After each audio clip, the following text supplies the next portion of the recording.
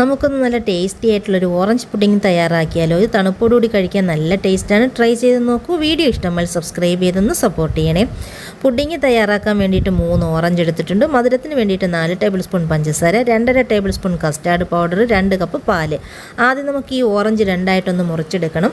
ഈ ഓറഞ്ചിൻ്റെ തോടിലാണ് നമ്മൾ ഈ പുഡിംഗ് സെറ്റ് ചെയ്തെടുക്കുന്നത്. അപ്പോൾ തോട് പൊട്ടിപ്പോകാത്ത രീതിയിൽ വേണം ഈ ഓറഞ്ചിൻ്റെ പൾപ്പ് ഇതിൽ നിന്ന് മാറ്റാനായിട്ട്. അതുപോലെ ഇതിൻ്റെ ജ്യൂസ് മിക്സിയിലൊന്നും അടിച്ചെടുക്കേണ്ട ആവശ്യമില്ല. ഒരു സ്പൂൺ കൊണ്ടൊന്ന് ഉടച്ച് അരിച്ച് ജ്യൂസ് മാറ്റി വയ്ക്കാം. ഇനി ഒരു പാനിലേക്ക് പാലൊഴിച്ചു കൊടുക്കാം. പാല് ഫുള്ളായിട്ട് ഒഴിക്കേണ്ട, കുറച്ച് പാല് കസ്റ്റാർഡ് പൗഡർ മിക്സ് ചെയ്യാനായിട്ട് മാറ്റി വയ്ക്കാം. ഇതിലേക്ക് പഞ്ചസാരയും ഒരു ഓറഞ്ചിൻ്റെ തൊലി ഒന്ന് ഗ്രേറ്റ് ചെയ്ത് 1/2 ടീസ്പൂൺ ചേർത്ത് കൊടുക്കുക. അതിൻ്റെ വെള്ള പാർട്ട് വരാതെ നോക്കുക, എങ്കിൽ ഒരു കയ്പ്പ് രസം ഉണ്ടാകും.